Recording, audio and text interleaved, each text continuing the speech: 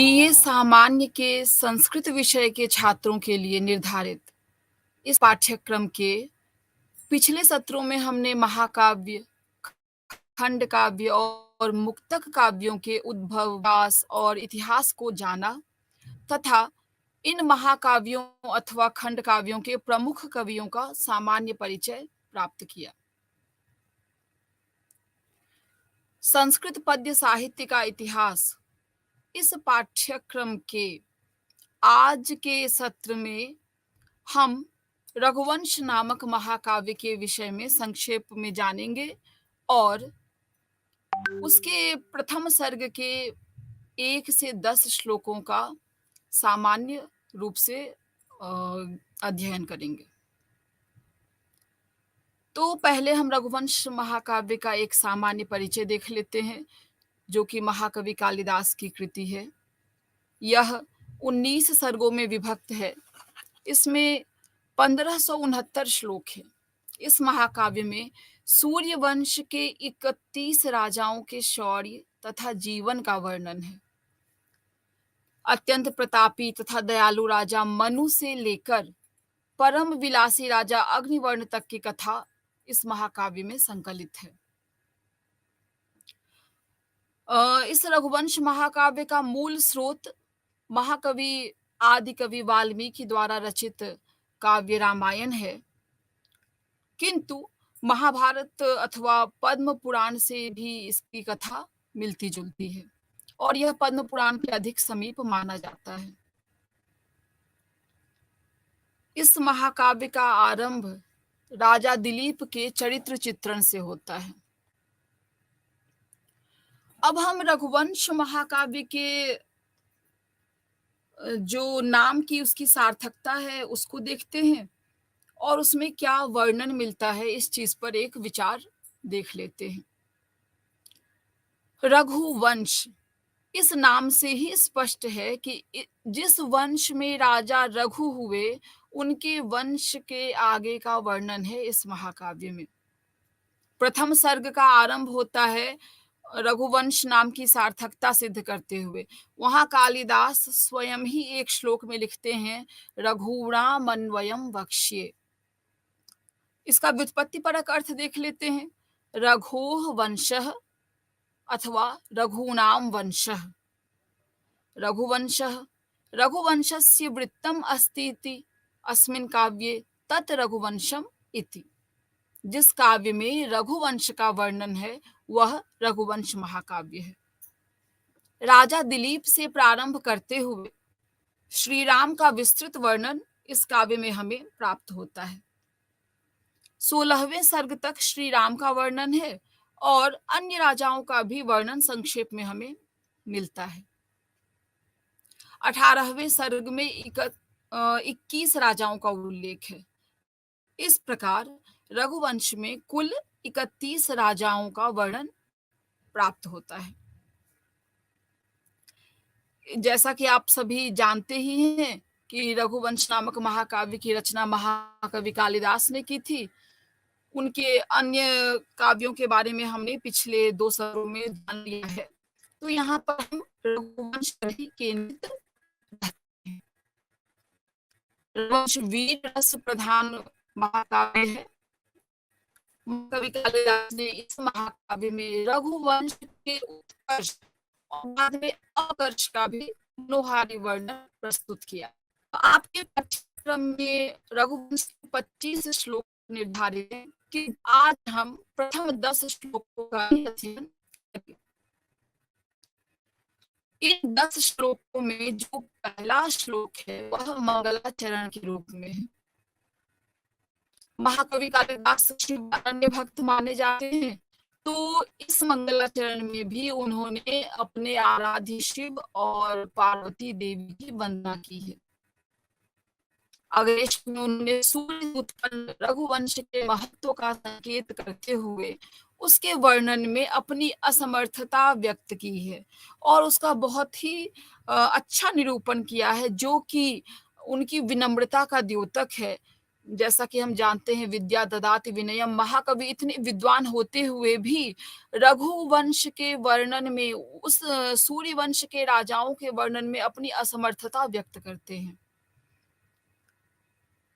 चौथे श्लोक में पूर्व कवियों के प्रति अपनी कृतज्ञता व्यक्त करते हैं कि उन्होंने जो महत्वपूर्ण काम था वह कर दिया है, आगे का कार्य इसीलिए मेरे लिए सरल हो गया है।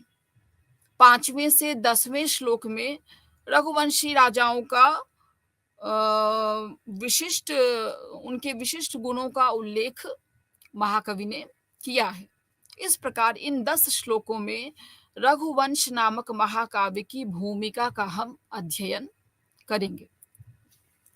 तो सबसे पहले हम देखते हैं सर्वप्रथम श्लोक जो रघुवंश महाकाव्य का है, वह है मंगलाचरण। किसी भी ग्रंथ की निर्विघ्न समाप्ति के लिए अथवा शिष्ट आचरण के लिए हमारे शास्त्रों में मंगलाचरण की परंपरा बताई गई है। यह पाठकों, अध्यापकों एवं व्याख्याकारों के कल्याण के लिए होता है और शिष्यों को इसके माध्यम से कवि शिक्षा भी देते हैं कि काव्य के आरंभ में हमें मंगल का आचरण करना चाहिए अथवा अपने इष्ट देवता की आराधना करनी चाहिए। वह त्रिविध हो सकता है, नमस्कारात्मक, वस्तु निर्देशात्मक।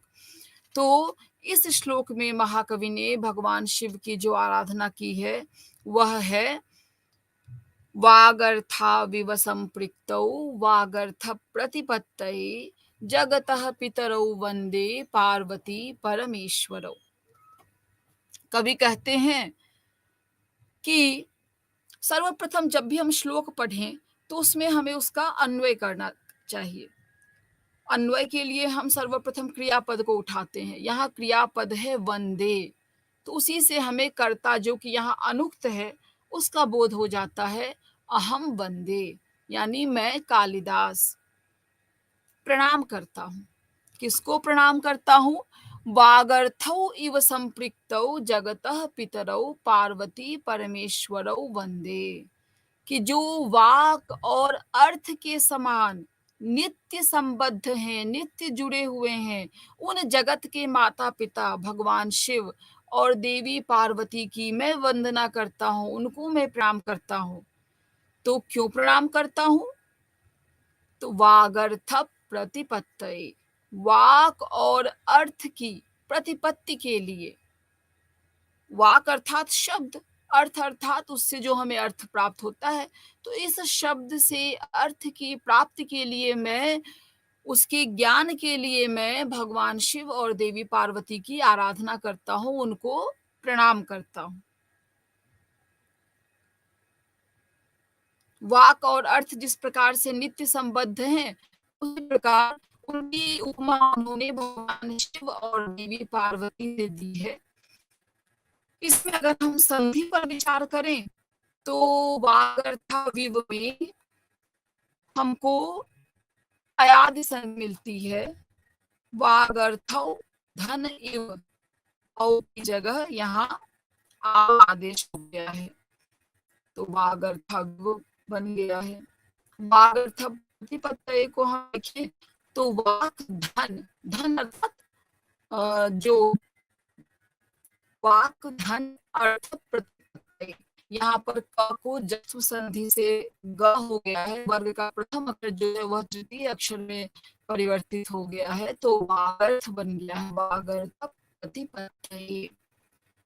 क्योंकि जो प्रतिपत्तये में गुरु उच्चारण कर रही हूँ वह उसके पहले चूंकि ह्रस्व अ है, लेकिन तब भी अगर संयुक्त वर्ण हो तो उसका गुरु उच्चारण करना चाहिए, तो वागर्थ प्रतिपत्तये ऐसा यह उच्चरित होता है। अगर हम समास को देखें तो पितरौ में माता च पिता च इति पितरौ एक शेष द्वंद्व समास है। पार्वती परमेश्वरौ, यहाँ पर भी द्वंद्व समास है। पार्वती च परमेश्वरश्च इति पार्वती परमेश्वरौ। वागर्थ प्रतिपत्तये में हम देखते हैं वाक् च अर्थश्च वागर्थौ तयोः प्रतिपत्ति तस्यै वागर्थ प्रतिपत्तये, यहाँ भी द्वंद्व समास है। अगर हम छंद की बात करते हैं तो यहाँ कालिदास का प्रिय छंद है अनुष्टुप। जिसका लक्षण होता है श्लोके षष्ठम गुरु ज्ञेयम सर्वत्र लघु पंचमम द्विचतुष्पादयोर ह्रस्वम सप्तमम दीर्घमन्ययोः। किसी भी श्लोक या पद्य में 4 चरण होते हैं। तो जो श्लोक गुरु ज्ञेयम सर्व, ये सर्वत्र पद है, अनुष्टुप छंद के लक्षण में, उसका हम दो तरफ अन्य करेंगे। तो श्लोक में, श्लोक अर्थात पद्य में, जो यह अनुष्टुप छंद को पहले श्लोक कहा जाता था, तो उसमें अनुष्टुप छंद में हम जो देखते हैं कि हर चरण में 8 वर्ण होते हैं। उन 8 वर्ण में जो छठा होगा सर्वत्र, यानी चारों चरणों में, श्लोक के पद्य के चारों चरण में जो छठा वर्ण होगा वह गुरु जाना जाना चाहिए, वह गुरु होगा। श्लोके षष्ठम गुरु ज्ञेयम सर्वत्र, सर्वत्र लघु पंचमम, और जो चारों चरण हैं उनका जो 5वां वर्ण होगा वह पंचम होगा, चारों चरणों का। द्विचतुष्पादयोर ह्रस्वम, जो इन अनुष्टुप छंद में निहित जो पद हैं उनके दूसरे और चौथे चरण में जो ह्रस्वम सप्तमम, सप्तम वर्ण होगा वह दूसरे और चौथे चरण का तो ह्रस्व होगा। दीर्घम अन्ययोः, लेकिन जो द्वितीय और चतुर्थ चरण है उससे जो अन्य है, भिन्न है, अर्थात प्रथम और तृतीय, उसका जो सप्तम वर्ण होगा वह दीर्घ होगा। ह्रस्व अर्थात लघु, दीर्घ अर्थात गुरु। तो इस प्रकार अनुष्टुप छंद में यह श्लोक निबद्ध है, और अनुष्टुप छंद का लक्षण आपने देख लिया। तो जो ये मंगलाचरण है वह भगवान शिव और पार्वती की स्तुति है इसमें, और 3 प्रकार का मंगल का आचरण माना गया है। हमारे शास्त्रों में यह परंपरा है कि ग्रंथ के आदि में, मध्य में और अंत में मंगल अवश्य करना चाहिए, उससे ग्रंथ की निर्विघ्न समाप्ति होती है, और वह जो लेखक हैं, जो उसके पाठक हैं, जो उसके श्रोता हैं, और अगर नाटक है तो उसके दृश्य काव्य है तो उसके जो दर्शक हैं, वह सब समस्त के लिए मंगलकारी होता है, कल्याणकारी होता है। तो जो त्रिविध मंगल का स्वरूप है, नमस्कारात्मक, वस्तु निर्देशात्मक और आशीर्वादात्मक, तो इस महाकाव्य का जो मंगल है वह नमस्कारात्मक मंगल है। और इन्होंने यहाँ पर जो ज्ञान के अधिष्ठाता हैं, हमारे जगत के माता पिता शिव और पार्वती, उनको ज्ञान के लिए, शब्द की व्युत्पत्ति के लिए, शब्द से अर्थ की निष्पत्ति के लिए उनकी उपासना की है। और इस प्रकार यह मंगल श्लोक अत्यंत सुंदर है, और आप सभी विद्यार्थियों को यह कंठस्थ होना चाहिए। इसमें अलंकार हम देखें तो वागर्थाविव संपृक्तौ जगतः पितरौ वंदे पार्वती परमेश्वरों में उपमान है वागर्थौ। इससे उपमेय जो है पार्वती परमेश्वरों का संपृक्तत्व रूप साधर्म्य, उपमान के साधर्म्य से उपमेय, उपमेय से हम उपमान का साधर्म्य प्रस्तुत करते हैं, और साधर्म्य यहाँ वर्णित होने के कारण यह उपमा अलंकार है।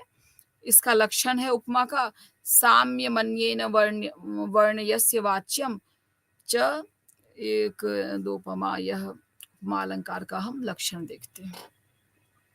अब जो इसका प्रथम श्लोक के अनंतर द्वितीय श्लोक का क्रम आता है, उसमें कवि अपनी विनम्रता का परिचय देते हैं। उन्होंने कहा है कि क्व सूर्य प्रभवो वंशः क्व चाल्प विषया मतिः तितीर्षुर दुस्तरम मोहा दुरूपेनास्मि सागरम।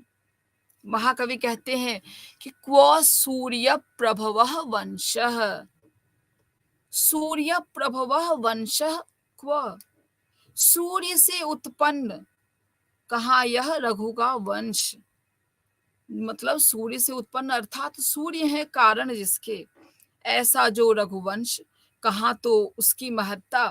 और क्व च अल्प विषया मतिः मम, और कहाँ मैं जो यह अल्प बुद्धि वाला, अल्प ज्ञान वाला, कहाँ मैं। मोहात दुस्तरम सागरम उडुपेन तितीर्षु अस्मि। कालिदास कहते हैं कि कहाँ तो सूर्य से उत्पन्न वह महान वंश, और कहाँ यह अल्प विषयों वाली मेरी बुद्धि जो अल्प विषयों को जानती है, बहुत वैदग्ध्य नहीं है अभी मुझ में, तब भी मैं क्या करने जा रहा हूँ, जैसे व्यक्ति मोह से, अज्ञान के वश में होकर के छोटी नौका उडुप से बड़े सागर को पार करने की इच्छा करने जा रहा है।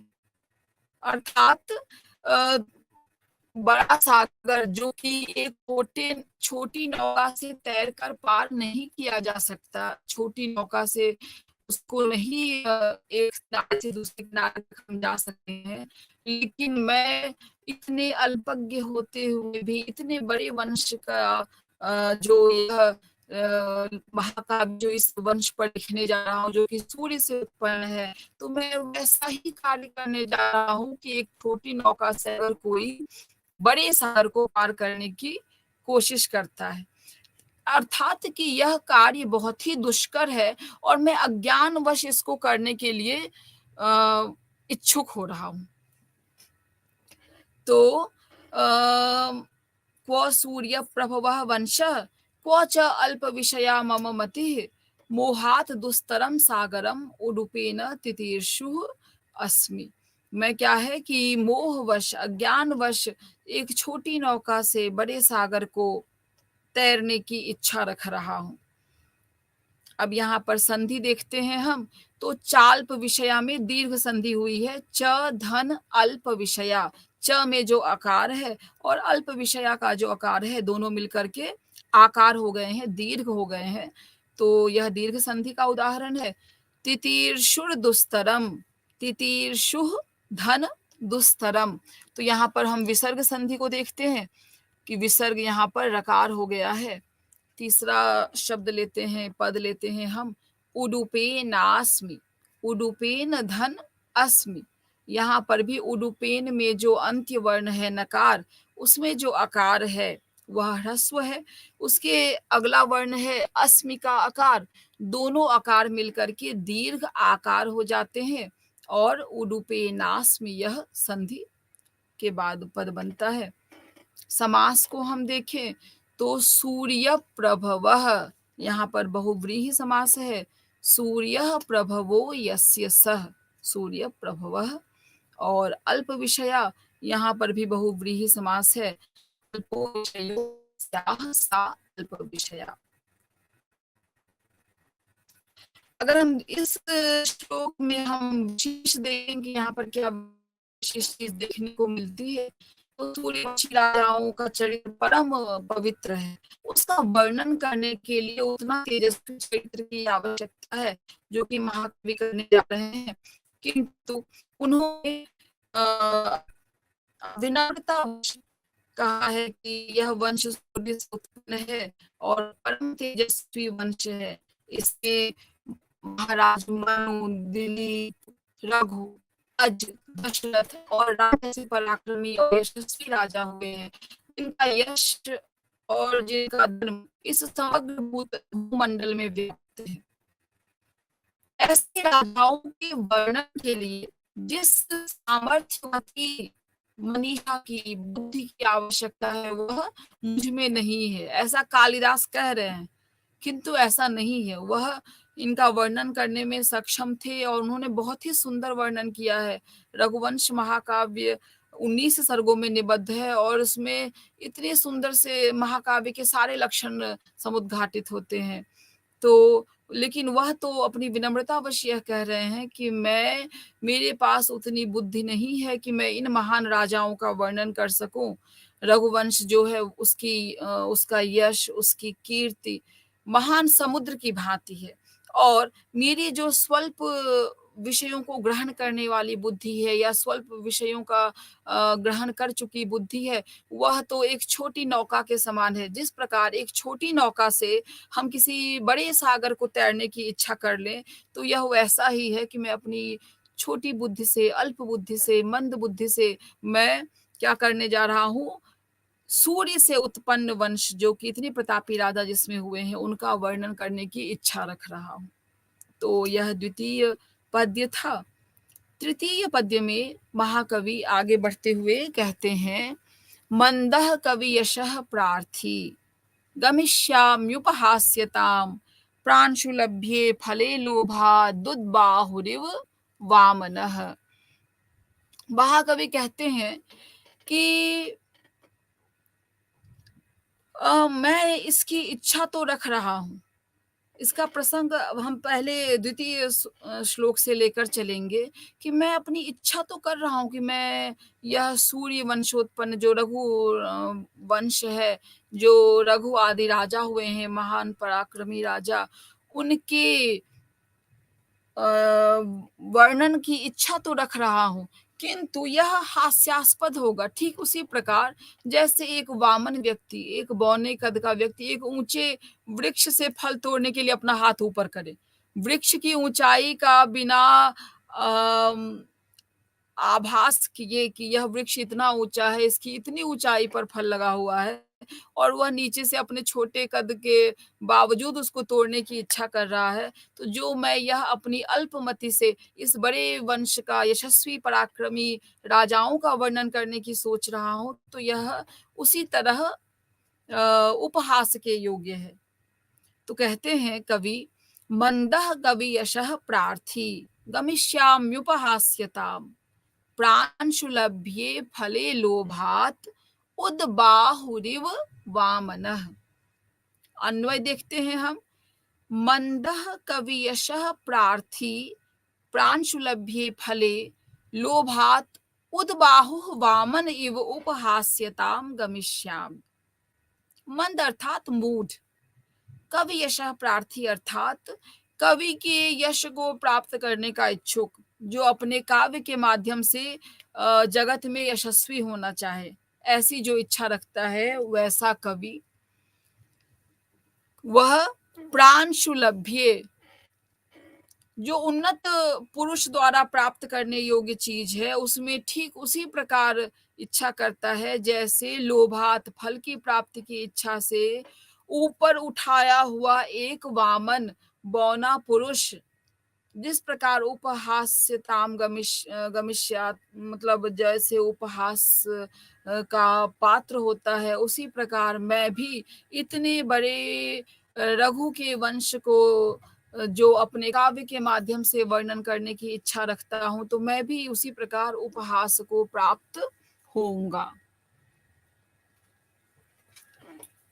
मतलब एक तरह से बोल रहे हैं कि मैं मंदमति वाला हूं, मैं अल्पज्ञ हूं, और मैं यश को प्राप्त करना चाहता हूं। जैसे कि कोई जो ऊंचे कद वाले व्यक्ति के प्राप्तव्य जो फल है, जहां तक उसके हाथ पहुंच सकते हैं, उसके लिए कोई बौना व्यक्ति अगर प्रयास करे, तो वह जिस प्रकार उपहास जगत के उपहास का कारण बनता है, वैसे ही मैं भी उपहास का ही पात्र बनूंगा, ऐसा मुझे लग रहा है।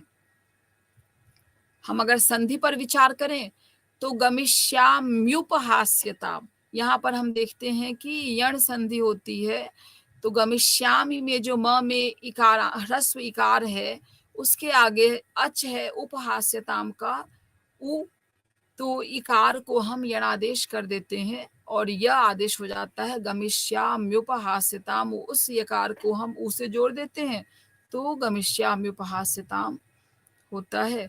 लोभादुद बाहु, लोभात धन उद बाहु, यहाँ पर भी हम लोभात का जो तकार है वह आगे अच होने से उसमें प्रथम वर्ण है, तो वह जश अर्थात तृतीय वर्ण हो जाता है, तो त के स्थान पर हम दकार आता है और वह उ से मिलकर के लोभा दुद बाहु ऐसा प्रयोग बनता है।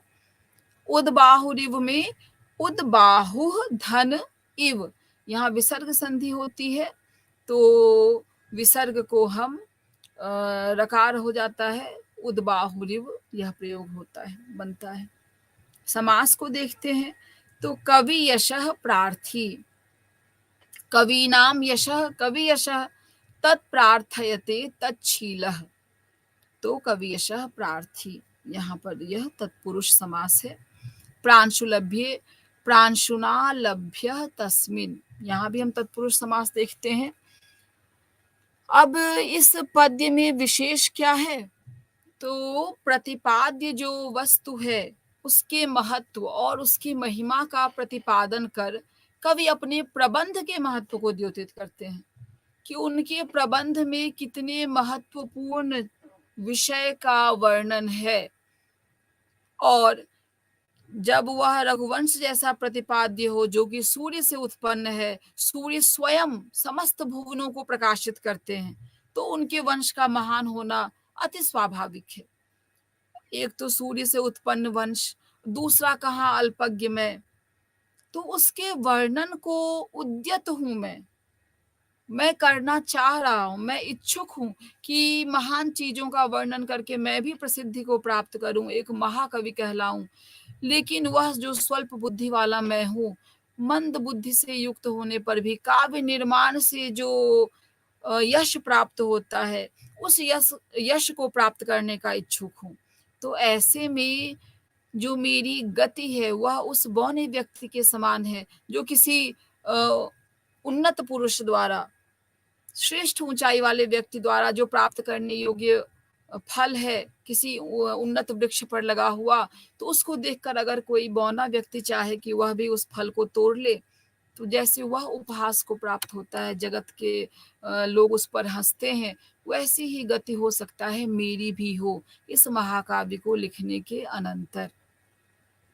ऐसा महाकवि कालिदास अपने इस द्वितीय श्लोक में कहते हैं।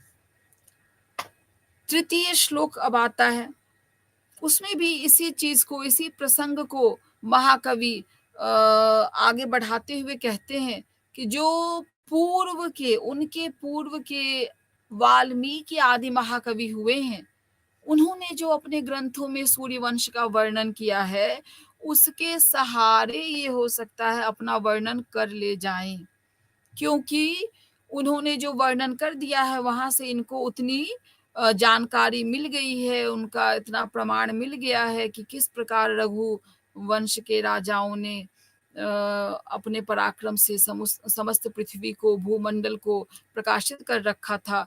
तो उन महाकवियों वाल्मीकि आदि की रचना से इन्हें इतना मिल गया है, जिसको कह लें हम कि इतनी उसमें गति हो गई है इनकी, कि यह हो सकता है इस काव्य को करने में समर्थ सक्षम हो जाए।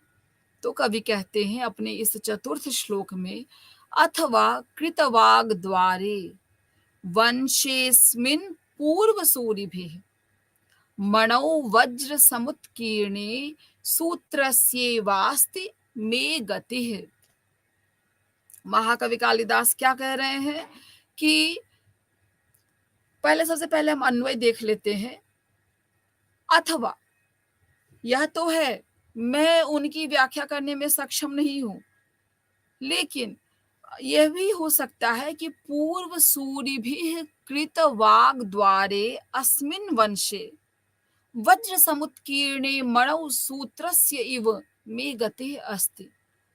पूर्व सूरि भी, मेरे जो पूर्ववर्ती कवि हुए हैं, वाल्मीकि आदि, व्यास आदि, उनके द्वारा जो रामायण, महाभारत, पुराणों आदि की रचना हुई है, उनके माध्यम से मैं इस वंश में जो कुल में, रघुकुल में उत्पन्न हुए राजा हैं, उनका वर्णन करने में सक्षम हो जाऊं, क्योंकि उन्होंने मेरा मार्ग सरल कर दिया है। जिस प्रकार वज्र से मणि में जब छेद कर दिया जाता है, तब उसमें सूत्र आराम से चला जाता है, धागे की गति सरल हो जाती है, वह आराम से धागा उसमें पिरोया जा सकता है। वैसे ही इन लोगों ने जो रामायण, महाभारत, पुराण आदि की रचना के माध्यम से मेरे लिए एक द्वार बना दिया है, तो मेरा प्रवेश अब इसमें सरल हो गया है। जिस प्रकार मणि में सूत्र का प्रवेश सरल हो जाता है अगर वह वज्र से उसमें छिद्र कर दिया गया हो। तो उसका पूरा श्रेय ये अपने पूर्ववर्ती कवियों को दे रहे हैं महाकवि कालिदास, कि अब मैं जो वर्णन करने जा रहा हूँ वह इतना साहस मुझ में इसीलिए आ पा रहा है क्योंकि पूर्ववर्ती कवियों ने अपने ग्रंथों के माध्यम से मेरे लिए वह मार्ग अत्यंत सरल कर दिया है, सुकर कर दिया है। तो सूर्यवंश में प्रविष्ट होना और उसका वर्णन करना महाकवि बताते हैं कि इसीलिए सरल हो गया है उनके लिए, क्योंकि जिस प्रकार वज्र में छेदन वज्र द्वारा जो मणि छेदित हो जाती है, उसमें सूत्र का पिरोना आसान हो जाता है, सूत्र का सरलता से सूत्र प्रविष्ट हो जाता है। उसी प्रकार मेरे लिए भी यह मार्ग अत्यंत सुकर पूर्ववर्ती कवियों ने कर दिया है अपने ग्रंथों के माध्यम से। हम संधि की बात करें तो वंशे धन अस्मिन, यहाँ पूर्व रूप संधि होती है, पूर्व में जो ए है वह और पश्चात का जो अ है, दोनों मिलकर वंशेस्मिन यह प्रयोग सिद्ध होता है। सूत्रस्येव, सूत्रस्य धन एव, यहाँ पर गुण संधि से अ और ई के स्थान पर एकार आदेश हो जाता है, तो सूत्रस्येव बन जाता है। और इवास्ति में इव धन अस्ति, दो आकार मिलकर के दीर्घ आकार का रूप ले लेते हैं, इस प्रकार इवास्ति का प्रयोग सिद्ध होता है। समास की बात करें तो कृत वाग द्वारे, कृतम वाक द्वारम यस्य सह कृतवाग द्वारः तस्मिन्, यह बहुव्रीहि समास बनता है। पूर्व सूरिभिः, पूर्वे च ते सूरयः, पूर्व सूरयः तैः पूर्व सूरिभिः, यह कर्मधारय समास बनता है। और वज्र समुत्कीर्णे, वज्रेण समुत्कीर्णः, वज्र समुत्कीर्णः तस्मिन् वज्र समुत्कीर्णे, यह समास है जो कि यह भी तत्पुरुष समास है। और अगर हम इस श्लोक का विशेष देखें तो इसका वैशिष्ट्य क्या है कि कालिदास इतने महान कवि हैं और तब भी विनयशीलता उनकी देखने की, विनयशीलता की पराकाष्ठा उनमें दिखती है कि उन्होंने अपनी बुद्धि को पहले तो इसके पूर्ववर्ती श्लोक में स्वल्प विषयों को ग्रहण करने वाली बताया, अब स्वयं को मंद कह रहे हैं। तो हम देखते हैं कि रघुवंश का वर्णन करना तो उनके लिए अत्यंत सुगम था, तब भी उसका श्रेय वह अपने पूर्ववर्ती कवियों को देते हैं और इस प्रकार वह अपनी विनयशीलता और विनम्रता को बता रहे हैं, निरहंकारता को व्यक्त कर रहे हैं। और इसका समग्र श्रेय वह अपने पूर्ववर्ती कवियों को दे देते हैं। स्वयं के लिए उन्होंने कोई भी अहंकार का परिचय बिल्कुल भी नहीं दिया है कि मैं ऐसा कर सकता हूँ। तो यह हमने 4 श्लोक अभी तक देख लिए। अब हम 5वें श्लोक में देखते हैं कि यहाँ से रघुकुल के जो राजा हैं, उनकी विशेषताओं का वर्णन कवि आरंभ कर देते हैं। कवि कहते हैं कि रघुकुल के जो राजा हैं, उनमें कौन-कौन सी विशेषताएं हैं। सो हमाजन्म शुद्धानां मा फलोदय कर्मणाम आसमुद्र क्षितिशानाम मानाकरथ वर्तमनाम। रघुकुल के राजाओं की विशेषताओं का वर्णन करते हुए महाकवि कहते हैं कि ये राजा आजन्म यानी जन्म से शुद्ध हैं, पवित्र हैं और फल प्राप्ति पर्यंत कार्य करते हैं। जब तक फल की प्राप्ति न हो जाए तब तक अपना कार्य वह बीच में छोड़ते नहीं है, उसे अधूरा नहीं छोड़ते। और जिनका शासन अंत पृथ्वी पर वह शासन कर रहे हैं। और आना करथ वर्तमनाम, इनका रथ क्या है, स्वर्ग तक, इनका रथ स्वर्ग तक पहुंचता है, तो स्वर्ग पर्यंत रथ को अपने ले जाते हैं। तो इन विशेषताओं से युक्त रघुकुल के राजाओं का वर्णन इस प्रस्तुत श्लोक में महाकवि करते हैं। हम अन्वय देखते हैं। सह अहम, सह अर्थात जो पूर्व के श्लोकों में महाकवि ने कहा है कि वैसा उन उन विशेषताओं यानी कि अल्पमति वाला मैं, या फिर जिन कवियों ने मार्ग खोल दिया वहां सरल रूप से जाने वाला मैं, अब किनकी विशेषता बताने जा रहा हूँ, तो वैसा मैं कालिदास आजन्म शुद्धा नाम, जो जन्म से लेकर अब तक शुद्ध हैं, जिनका आचरण पवित्र है, जो जिनके कर्म पवित्र हैं, ऐसे रघुकुल के राजाओं का वर्णन कर रहा हूँ। और वो राजा और किन विशेषताओं से युक्त हैं, तो आ फलोदय कर्म नाम, जो फल की प्राप्ति पर्यंत अपना कर्म करते रहते हैं। बहुत ही कर्मठ राजा हैं जो कि कभी भी अपने किसी कार्य को अधूरा नहीं छोड़ते हैं। ऐसे राजाओं का मैं वर्णन करने जा रहा हूँ। आसमुद्र क्षितीशानाम, जिन राजाओं ने समुद्र पर्यंत पृथ्वी का शासन किया है, पृथ्वी के स्वामी रहे हैं, मैं उन राजाओं का वर्णन करने जा रहा हूँ। और एक विशेषता बताते हैं कि और कैसे हैं वे राजा जो रघुकुल में उत्पन्न हैं, रघुवंश हैं। तो आना करथ वर्तमनाम, जिनका रथ स्वर्ग पर्यंत जाता है, मैं ऐसे राजाओं का वर्णन, वहां कवि कहते हैं रघुनाम अन्वयम वक्ष्ये, ऐसे राजाओं का मैं वर्णन आगे करूंगा। हम संधि अगर देखें तो सोहम, सह अहम, यहाँ पर भी पूर्व रूप संधि होती है। पहले विसर्ग संधि, उसके बाद फिर वह सो प्लस अहम, सोधन अहम, तो ओकार और अकार मिलकर के ओकार रह जाता है, पूर्व रूप हो जाता है। सूत्रस्य वास्ति, सूत्रस्य धन इव, यहाँ पर भी हम गुण संधि कर लेते हैं। सूत्रस्य में यकारोत्तरवर्ती जो अकार है, धन इव का जो इकार है, दोनों मिलकर के एकार हो जाते हैं, अधन ई ए, गुण वर्ण हो जाता है एकार। तो सूत्रस्य वास्ति, और इवास्ति में हम दीर्घ संधि हो रही है, ऐसा देखते हैं कि इव धन अस्ति, इव का जो वकारोत्तरवर्ती अकार है उसके साथ अस्ति का जो अ है, दोनों मिलकर के आकार हो जाते हैं, दीर्घ संधि होती है। समास देखते हैं तो आफलोदय कर्मणाम, आफलोदय कर्म येषाम, ते तेषाम बहुव्रीहि समास होता है। आसमुद्र क्षितीशा नाम, आसमुद्रम क्षिते ईशः क्षितीशः, तेषाम आसमुद्र क्षितीशा नाम।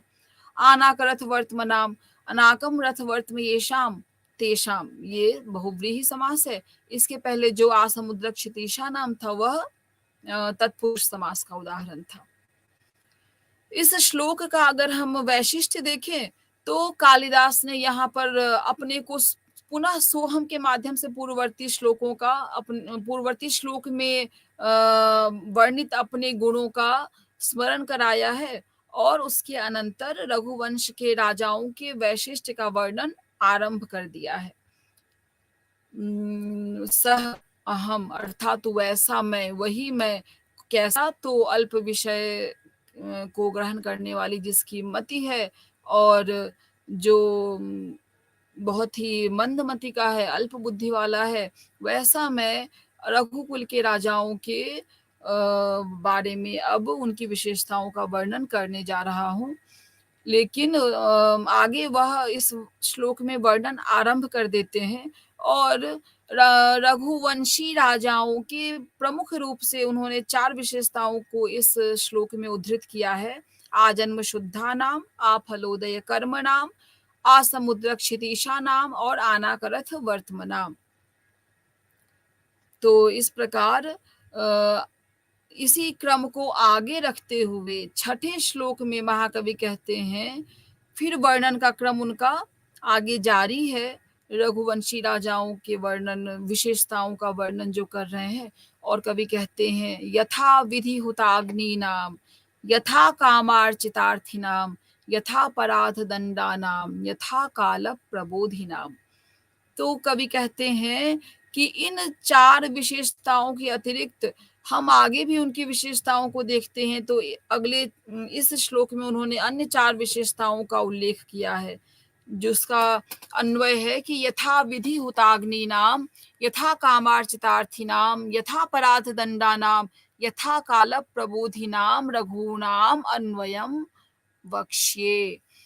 यथा विधि हुताग्नि नाम, जो अग्नि में कैसे हवन करते हैं, यथा विधि। यथा कामार्चितार्थी नाम, याचकों की इच्छा के अनुसार दान देने वाले, याचक जैसी इच्छा करे, उसे जिस चीज की आवश्यकता हो उसी का दान देते हैं। और यथा पराध दंडा नाम, अपराध के अनुसार दंडित करते हैं। अगर अपराध बड़ा है तो दंड भी उसका ज्यादा कठोर होता था, और अगर अपराध छोटा है तो उसका दंड भी कम मात्रा में दिया जाता था।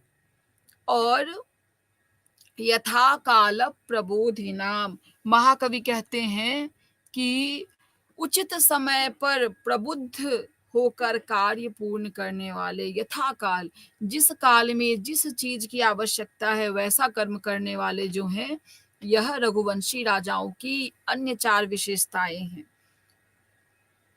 संधि हम देखते हैं, यथा कामार्चित, यथा काम धन अर्चित, यहाँ दीर्घ संधि होती है। यथा काम में मकारोत्तरवर्ती जो अकार है उसके साथ अर्चित का जो अ है, दोनों मिलकर के दीर्घ आकार हो जाते हैं।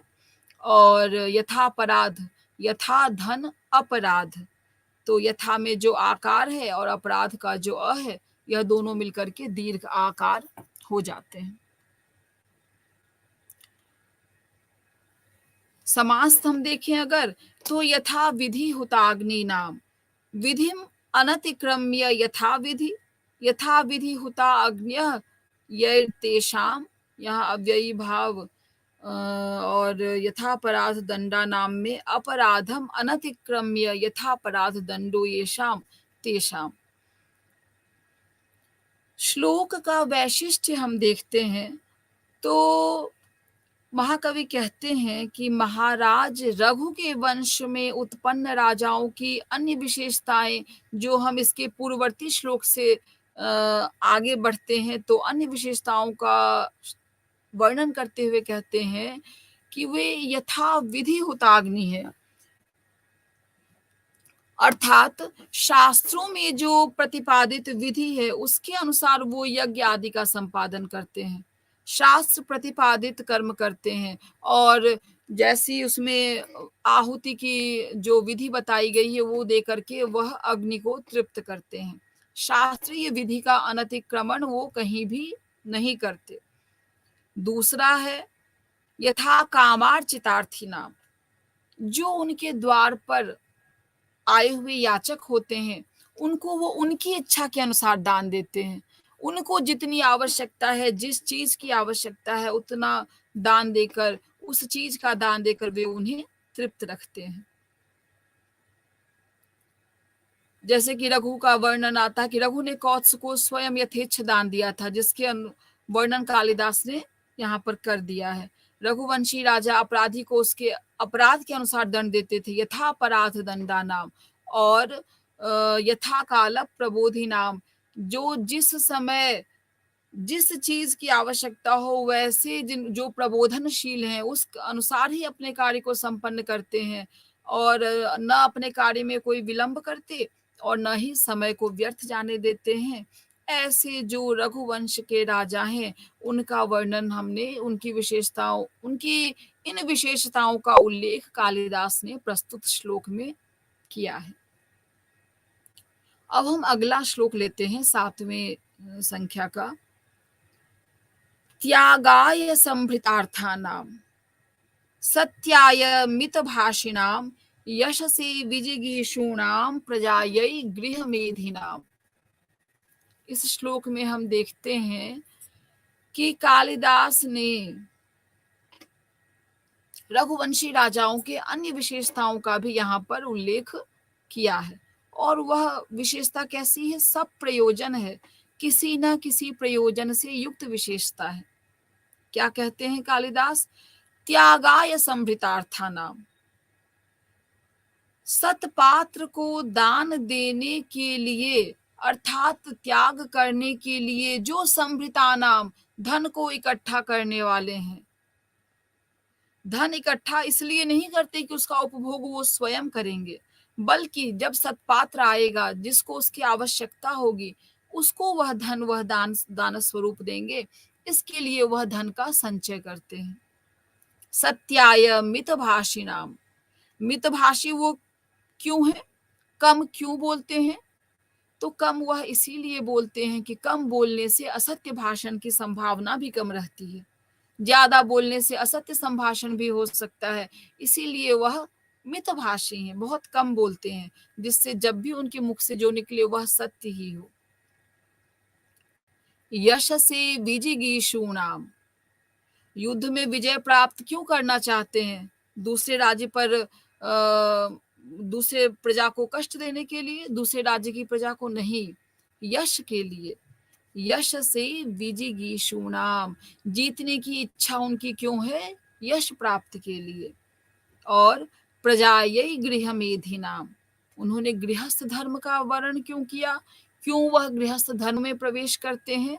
प्रजा की उत्पत्ति के लिए, संतान की उत्पत्ति के लिए, जिससे आगे भी उनके जैसे पुत्र आएँ जो कि प्रजा को उनकी प्रजा अर्थात उनकी संतान उनके किए गए अच्छे कर्मों को और आगे बढ़ाए।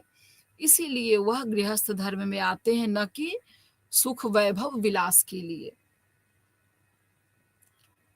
तो हम एक बार फिर से इसका अर्थ देख लेते हैं।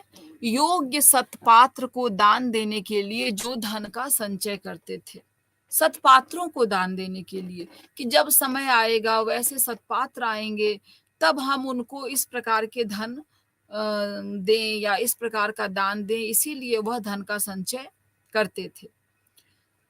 और मितभाषी क्यों थे? क्यों कम बोलते थे? तो सत्य बोलने के लिए, यश के लिए जो जीतने की इच्छा रखते थे, यश से विजिगीषु नाम। और प्रजाये गृह मेधि नाम, वह विवाह क्यों करते थे? तो सुख भोग के लिए नहीं, बल्कि संतान प्राप्ति के लिए जिन्होंने विवाह नामक संस्था का प्रयोग किया, उपयोग किया, वह केवल और केवल संतान की प्राप्ति के लिए। तो इस प्रकार रघुवंशी राजाओं का वर्णन मैं करूंगा जो कि इन गुणों से युक्त हैं, ऐसा महाकवि कालिदास अपने 7वें श्लोक में कह रहे हैं।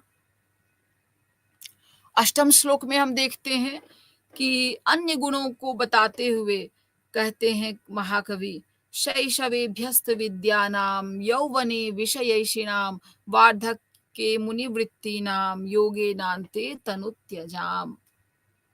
इसमें महाकवि कालिदास ने रघुवंशी राजाओं के शैशव, यौवन और वृद्धावस्था के कार्यों का उल्लेख करते हुए उनकी विशेषताएं बताई हैं। कैसे हैं वे राजा? रघुकुलोत्पन्न, तो शैशवे, जिन्होंने बाल्यकाल में अब समस्त विद्याओं का अभ्यास कर लिया है, कोई विद्या उनसे अछूती नहीं रही, यानी बहुत ही कठिन बाल्यकाल में उन्होंने बहुत कठिन मेहनत से सभी प्रकार की विद्याओं का अभ्यास किया। यौवने विषयैषिणाम, और युवावस्था में वह क्या करते हैं कि गृहस्थ धर्म में प्रवेश करके सभी प्रकार के विषयों का उपभोग करते हैं। वार्धके, वृद्धावस्था में क्या करते हैं? मुनिवृत्ति नाम, जो ऋषियों के समान आचरण अपना लेते हैं। और योगे नान्ते तनु त्यजाम, एकदम मृत्यु काल में, अंत काल में क्या करते हैं? योगेन, चित्त वृत्तियों के निरोध से, अपनी सभी प्रकार की इच्छाओं को दूर करते हुए क्या करते हैं कि शरीर को भगवान के कार्यों में लगा करके, धर्म के आचरण में लगा करके, योग के माध्यम से शरीर का त्याग कर देते हैं।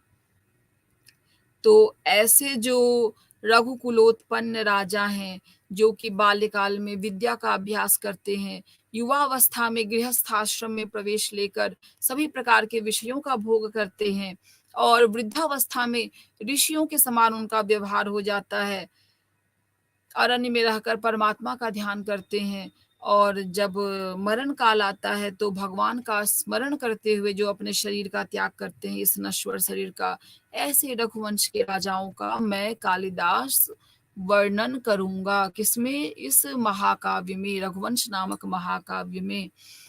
रघुनाम अन्वयम वक्ष्ये, जो इस प्रकार का ये रघुवंश है, रघुकुल के राजाओं से युक्त जो यह महाकाव्य है, उनकी विशेषताओं से युक्त, उनका मैं आगे वर्णन करने जा रहा हूँ। वैसे भी हमारी जो संस्कृति है भारतीय, उसमें 4 आश्रमों में मनुष्य जीवन को बांटा गया है, ब्रह्मचर्य, गृहस्थ, वानप्रस्थ और संन्यास। तो रघुवंश के राजाओं का भी वर्णन करते हुए इन्हीं 4 प्रकार के आश्रमों का एक तरीके से कवि ने वर्णन किया है कि शैशव काल में उन्होंने ब्रह्मचर्य का पालन किया, और युवा काल में गृहस्थ धर्म का और वानप्रस्थ का आचरण उन्होंने वृद्धावस्था में किया, और संन्यास मार्ग से बाद में उन्होंने अपने शरीर का त्याग किया। अगला जो श्लोक है, 9वां श्लोक, उसमें रघुनाम अन्वयम वक्ष्ये, यह जो पद अभी तक हम देख रहे थे वह है रघुनाम अन्वयम वक्ष्ये तनुवाग विभवोऽपि सन् तद्गुणैः कर्णमागत्य चापलाय प्रचोदितः। तो अब इस श्लोक में वह संकल्प लेते हैं, प्रतिज्ञा करते हैं कालिदास, क्या कि जो ऊपर के 4 श्लोकों में हमने रघुवंश में उत्पन्न राजाओं की विशेषताओं का उल्लेख किया है, अब हम उसके अनंतर उन राजाओं का वर्णन करने जा रहे हैं, ऐसा महाकवि संकल्प लेते हैं। सः अहं तनुवाग विभवोऽपि सन् तद्गुणैः कर्णमागत्य चापलाय प्रचोदितः सन् रघूणाम अन्वयम वक्ष्ये।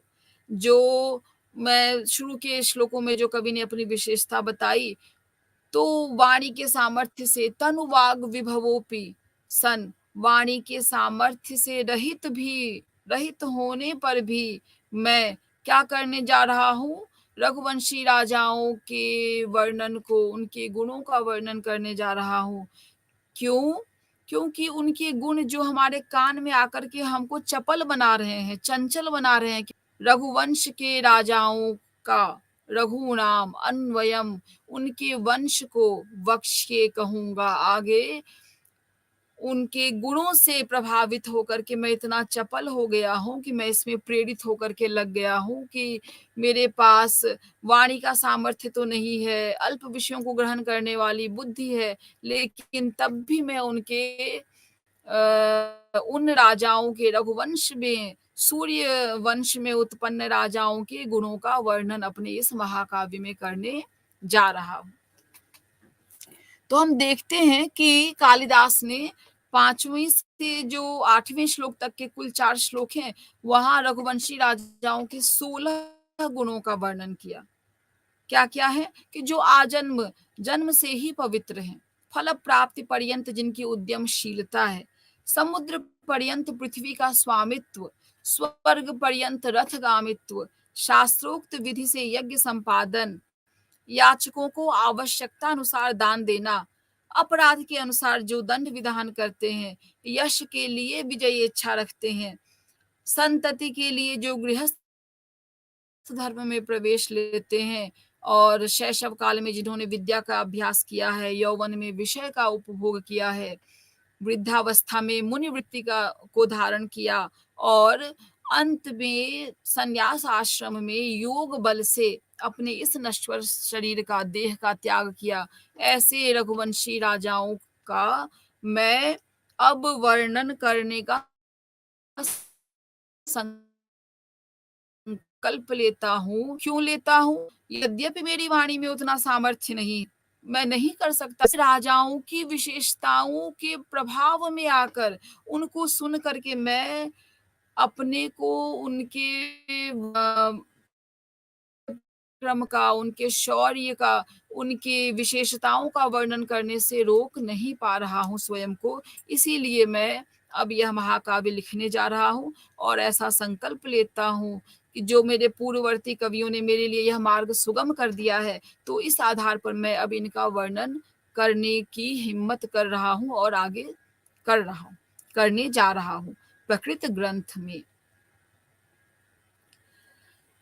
अब तो ग्रंथ लिखना उन्होंने आरंभ किया, तब उसके आगे उनकी क्या इच्छा है, तो महाकवि कहते हैं कि तम संतः श्रोतुमर्हन्ति सद व्यक्ति हेतवः हेम्नः संलक्ष्यते यज्ञौ विशुद्धिः श्यामिका पिवा। हम देखेंगे कि महाकवि कालिदास ने अभिज्ञान शाकुंतलम नाटक ने भी ऐसी ही इच्छा अपनी व्यक्त की है, सूत्रधार के माध्यम से शुरू में ही क्या कहते हैं वहां, आपरितोषाद विदुषाम न साधु मन्ये प्रयोग विज्ञानम।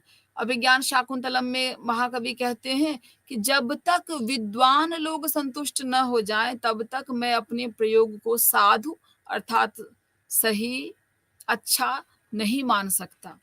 वैसे ही कवि यहाँ भी कह रहे हैं, इस श्लोक में कवि आग्रह कर रहे हैं विद्वानों से।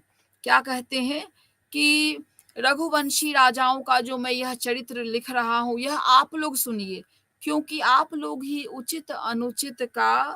अ, उचित अनुचित को समझ पाएँगे, उसकी योग्यता आप में ही है कि आप बताएँगे कि यह ग्रंथ जो मैंने लिखा, वह कितना अच्छा है या नहीं। तो वह विद्वानों से क्या आग्रह कर रहे हैं, श्रोतुम् अर्हन्ति सदसद्व्यक्तिहेतवः हेम्नः संलक्ष्यते ह्यग्नौ विशुद्धिः श्यामिकापि वा। महाकवि कहते हैं कि जो सोना है, जब तक वह आग में तपाया नहीं जाता, तब तक उसके शुद्धि की परीक्षा नहीं हो पाती है कि वह कितना शुद्ध है, कितना उत्कृष्ट कोटि का है, क्योंकि अग्नि ही उसको परख सकती है कि वह शुद्ध है अथवा दोष युक्त सोना है। उसका परीक्षण अग्नि में डालने से ही संभव है। उसी प्रकार जो मैं यह काव्य लिखने जा रहा हूँ रघुवंश के राजाओं के ऊपर, उसमें मैं कितना न्याय कर पाया हूँ, यह तो विद्वान ही पढ़ करके सुन करके बता पाएंगे। तो आप ही इस रघुवंश महाकाव्य को सुनने के योग्य हैं, और आप इस काव्य को सुन करके पढ़ करके उसके बारे में परीक्षण करें कि यह मैं इसमें कितना न्याय कर पाया हूँ इस ग्रंथ को लिखने में।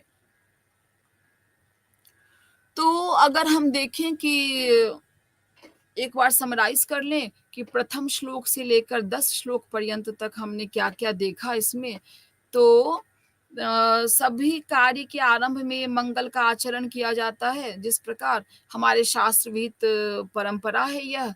तो सबसे प्रारंभ में कवि प्रथम श्लोक में मंगल का आचरण करते हैं और अपनी परंपरा का निर्वाह करते हैं।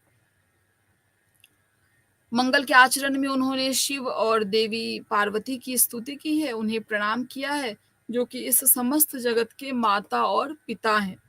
और उनके लिए कवि ने कहा है कि जो शब्द और अर्थ के समान नित्य हैं, ऐसे भगवान शिव और देवी पार्वती को मैं प्रणाम करता हूँ, जो कि इस श्लोक में भी मेरे शब्द और अर्थ इतने उत्कृष्ट कोटि के हों, इसीलिए मैं ग्रंथ के आरंभ में शब्द और अर्थ के समान जो बिल्कुल जुड़े हुए हैं, नित्य संबद्ध हैं, उनकी स्तुति करता हूँ, उनको प्रणाम करता हूँ। और उसके आगे के श्लोकों में उन्होंने स्वयं को बहुत ही अल्प बुद्धि वाला और अल्प विषयों को जानने वाला बताया है कि कहाँ तो मैं ऐसा हूँ और मैं इतने बड़े वंश का निरूपण करने की कोशिश करने जा रहा हूँ, तो क्या मैं उपहास को तो प्राप्त नहीं हो जाऊँगा? जिस प्रकार एक वामन व्यक्ति ऊँचे वृक्ष पर लगे हुए फल को तोड़ने के लिए अपना हाथ उठाए, तो जैसे वह उपहास को प्राप्त होता है, वैसे ही हो सकता है इतने बड़े वंश के, इतने सूर्य से जो उत्पन्न वंश है, वहाँ के इतने पराक्रमी राजा हुए हैं, यशस्वी राजा हुए हैं, उनका वर्णन करने में मैं कहीं अक्षम तो नहीं हो जाऊँगा। फिर स्वयं वह कहते हैं कि नहीं, पूर्ववर्ती कवियों ने, महाकवि वाल्मीकि हैं, व्यास हैं, उन्होंने अपने ग्रंथों के माध्यम से मेरा मार्ग अत्यंत सुगम कर दिया है। तो मैं बहुत ही सुगमता के साथ उस कार्य को करने में इसीलिए सक्षम हो पाऊँगा, क्योंकि पूर्ववर्ती कवियों के द्वारा मैंने इस मार्ग को प्राप्त किया है।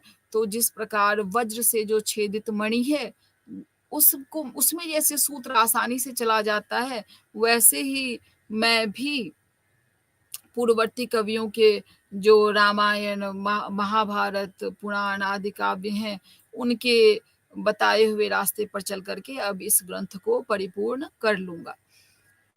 फिर कालिदास आगे कहते हैं रघु के वंश में उत्पन्न जो राजा हैं, उनकी विशेषताओं का वर्णन करते हैं कि आसमुद्र क्षितिशानाम आनाकरथ वर्तमनाम, जो इन सारी विशेषताओं से युक्त हैं, शैशव में विद्या का अभ्यास करने वाले हैं, युवावस्था में गृहस्थाश्रम में प्रवेश करते हैं, और वृद्धावस्था में जो वानप्रस्थ आश्रम में हैं, और योग के द्वारा जो अपने इस नश्वर देह का त्याग करते हैं, ऐसे रघुकुल में उत्पन्न रघुवंश के राजाओं का मैं वर्णन करूँगा।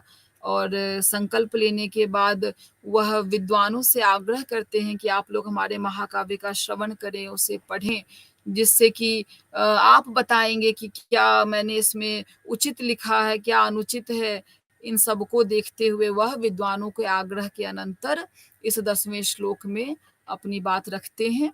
तो आज का यह प्रथम से 10 श्लोक के अनंतर मैं अपनी बात को यहीं विराम देती हूँ। अगली कक्षा में हम आगे देखेंगे। सभी को धन्यवाद। नमस्कार।